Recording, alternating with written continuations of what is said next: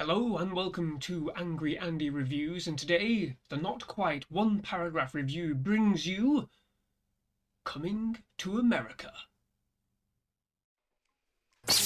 Angry Andy. Angry Andy Reviews. Angry Andy.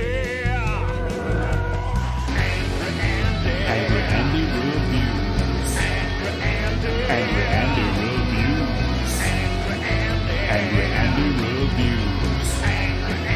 Angry Andy Reviews. Don't make me destroy you. Nostalgia is great, the rush of joy from past associations and echoes of time and places long gone, like the theme park Camelot here in the north of England, stirring enjoyment as they once again are brought to the fore. We are living in the age of nostalgia-driven media, and Coming to America is no different. Prince Akeem comes into the knowledge that he has a long-lost son, and with a line of succession crisis on his hands, he travels once again to New York to unite his house and bring peace to Zamunda.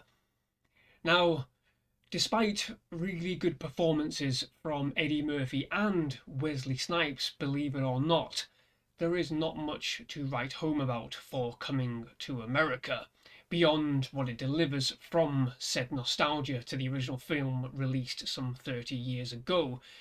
Its reliance on such is that it oddly seems more of a modern retread as opposed to a fully fledged sequel, and it suffers as a result.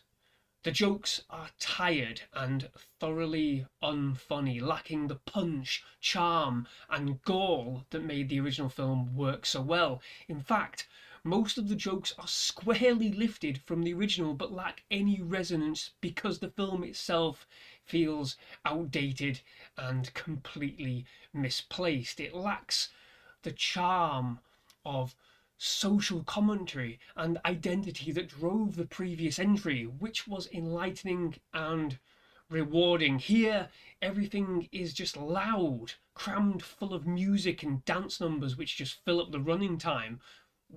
Where is the satire gone? Where is the juxtaposition between a clever use of old-fashioned Africa and a modern America? More importantly, where is the critical thought process of Prince Akeem on what is a vastly different America in general? There is no exploration of Prince Akeem as he traverses the same familiar streets, and despite the awful misplaced cameos and everything, there's no commentary beyond the surface on that. Perhaps that was the point. Perhaps it was all just to have a good time and be more family friendly, like a good organised studio product should be. As I said, there is nothing below the barren surface here in the script, which is all bright colours and an abundance of unnecessary, needless cameos, bizarre music numbers, and Leslie Jones shouting at everyone for what amounts to too much of actual screen time. It never finds anything new to say about Prince Akeem, and that is the biggest crime for me here, despite his obvious years of experience. And in fact, it seems completely at odds that he knows so little and takes so long to come to the obvious follow your own journey tropey ending. What good there is here is that it doesn't sour the original in any way, and that is commendable, or pure lucky, depending on your point of view. There are good points in the film. The relationship between Akeem's son and the royal groomer is charming and quite heartfelt, and the chemistry between Murphy and Wesley Snipes is totally on form, providing some of the best moments of comedy in the film as they riff off of each other spectacularly. I wanted more of that. The focus should have been turned more into them and less about this other stuff which is completely forgettable. It's absolutely forgettable. It is a forgettable film. The other film, the first film, 30 years and we're still talking about it culturally, representatively. in music, hip hop, everything, we're still talking about coming to America from the 1980s.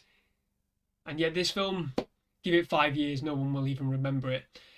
Its own self-referential nature and over-reliance on and misuse of its own previous jokes in place of a focus on the present and a focus on forming something clever makes this an absolute dud.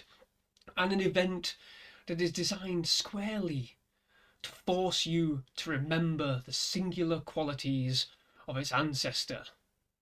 There's one joke that I found funny, most of all in Coming to America, is how the characters quite literally say, as they are talking about sequels, if something's good, why ruin it?